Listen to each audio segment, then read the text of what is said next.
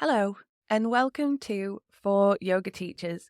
This episode is about balancing being a parent and being a yoga teacher. Being a working parent is a balancing act, an ongoing challenge that many people deal with. Being a yoga teacher and a parent is potentially slightly different in that the two roles, that of being a parent and that of being a yoga teacher, are both caring roles that involve looking after others, which can be warming and rewarding and thoroughly enjoyable.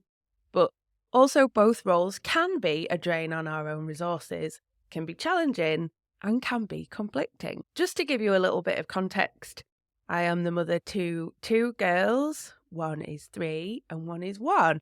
So in many ways, I'm a new parent, or a pretty new parent anyway.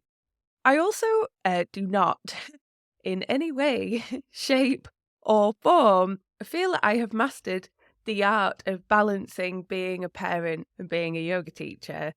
However, I have given it many hours of thought, and I have tried many approaches, and I feel that my balance is a little more balanced than it has been so far on my parenting journey. I also work with lots of yoga teachers who are parents, quite a few of which I've mentored, either with the aim of increasing yoga work, building confidence, or for another reason. And the challenge of doing all of that, earning a living through yoga, following your heart, and being the parent that you want to be, it rears its head a lot.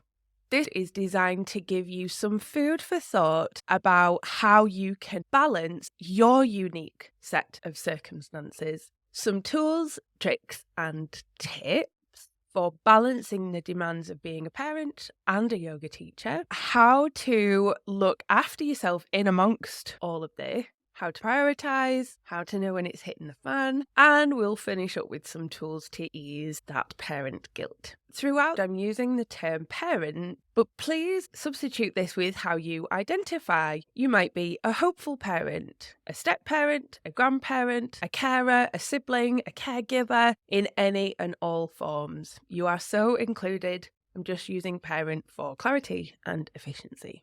Before we go any further, can we take a moment to recognise how both roles are caring roles, which means giving the best of you so that others, your offspring, your yogis, can access the best of themselves. And it really is commendable. There's another thing that I'd like to say here, which I think is really important, which is that most parents I know just simply want the best for their kids. Want their kids to be happy and healthy. And I believe that that's something that you should model with your actions rather than just speak with your words. Training as a yoga teacher is probably a dream that you had and you did it. Well done. Really, well done. It's just so fabulous for you, but also completely fabulous for your kids. You are demonstrating to them that your happiness, your dreams are valid, and therefore so are theirs. Okay, let's do this.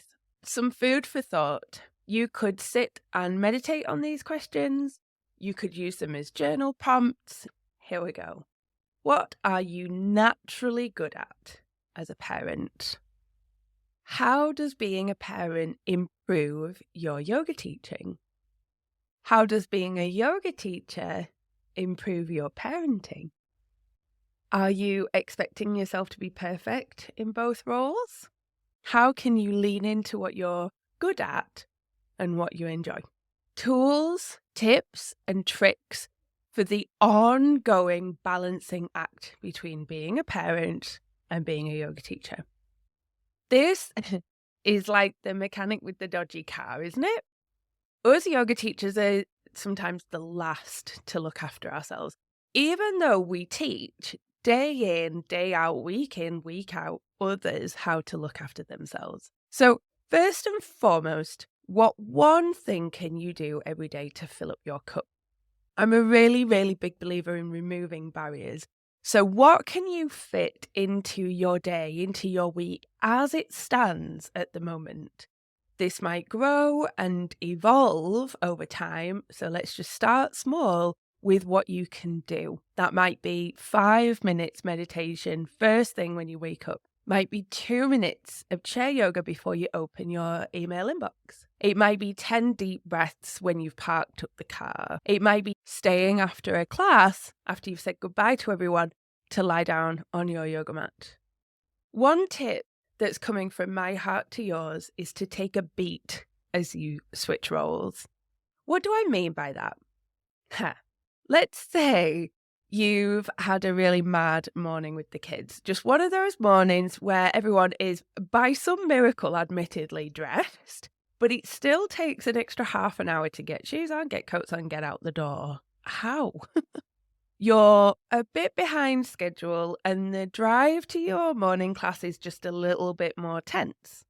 You arrive not late, but later than you wanted to, and you greet the person on reception as you dash past to go and set up the studio.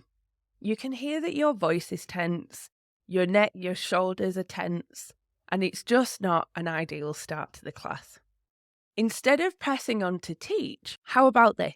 You sit still on your yoga mat in a quiet corner of the studio or even in a toilet cubicle, and you take a second to consciously switch roles from frazzled parent wondering what just happened to aware yoga teacher ready to mindfully guide your yogis.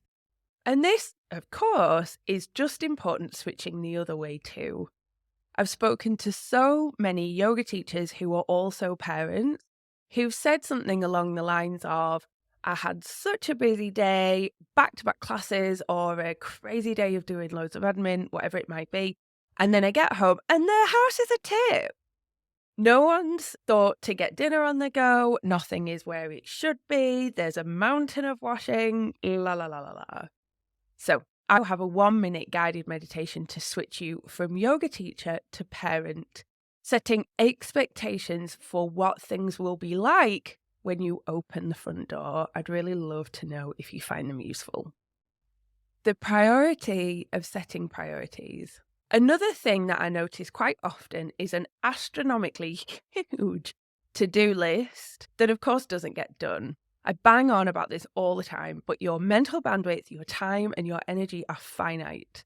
Also, kids tend to take up a disproportionate amount of these vital resources. You use a lot of your mental bandwidth planning where they need to be, what time, how they're going to get there, what they need to take. Kids have no concept of time, and as such, they take up quite a lot of it. And boy, do they take up a lot of energy too. Of course, they're joyful, well, in the main, but I really want to be very open and honest and pragmatic about this balancing act of being a parent and a yoga teacher. That just by being an active, present parent, you'll probably have less mental bandwidth, less time, and less energy available. So that just means that you need to spend what you have left very, very wisely. So what does this mean? It means you need to be realistic about what you can achieve in a day. In my experience, once this long to-do list is written, there's then a pull, a conflict that doesn't really get resolved. You finish the day with loads of stuff left on the list, or not much on the list, but weighty parent guilt because you've not spent as much time with the kids as you would like to, or worst of all, both. So, what can you do? Be realistic. I know that this is probably very boring and a little ironic as it's an extra thing to do, but trust me on this. Put an estimated length of time next to your tasks and make sure that you've accounted for everything that you do or want to do. Yes, unloading the dishwasher just takes 5 minutes, but that's 5 minutes that you are not doing something else that's on your list. I'm not saying this to stress you out, I promise, but just to be realistic with what you can achieve genuinely in a day. Once you've written the list and you've put estimated timings against everything you do you have time to do everything? If not, you cannot magic more hours in the day. So be pragmatic and be ruthless. Something has to go. This is non-negotiable. There are only 24 hours in the day, so what do you need to drop? How to know when it's hitting the fan. At the risk of telling you what you most certainly already know, some example warning signs are physical tension that will not budge, like in the jaw, the neck, the shoulders. Feeling a little or a lot hopeless or helpless, that even when you try your hardest, it won't be enough. Struggling with confidence, struggling for inspiration, feeling a bit ratty with the kids or with your other half or with close loved ones. Overreacting to things that wouldn't normally bother you that much. Trouble sleeping, which is very annoying because you are dog tired. Your appetite is insatiable or non-existent. There are so many more, but these are probably enough for now. If and when you notice these warning signs in yourself, how you deal with them will be up to you and your unique set of circumstances. If financial stress is contributing to your overall stress load, the reality is that cancelling classes or getting cover probably won't reduce the stress load, and it might even add to it. It might be that you continue teaching, but you increase moments of rest in your days, or you reduce your caffeine intake, or you book a massage. Easing the parent guilt. Let's look at why this happens.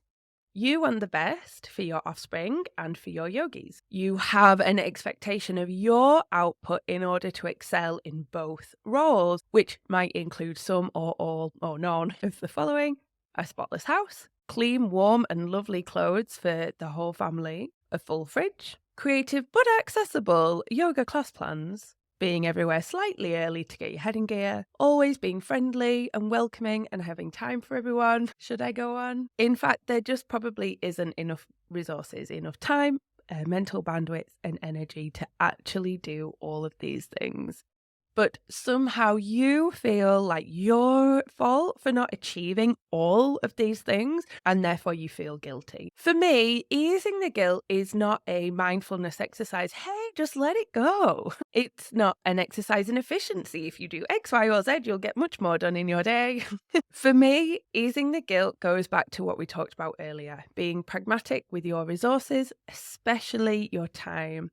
What do you want to do in a day and what can you do in a day? And that's that. In summary, the more I talk about this, the more I just think we should be applauded. Both roles, parenting and yoga teaching, are time-consuming, caring roles where you give the best of yourself so that others can be the best of themselves. When left here, this can be incredibly draining. So if you only take one thing from this episode, let it be this: you have to fill up your cup in order to look after others. You have to put on your oxygen mask first. A tired, frustrated, achy yoga teacher will inspire no one. A frazzled, grumpy parent will inflame the household.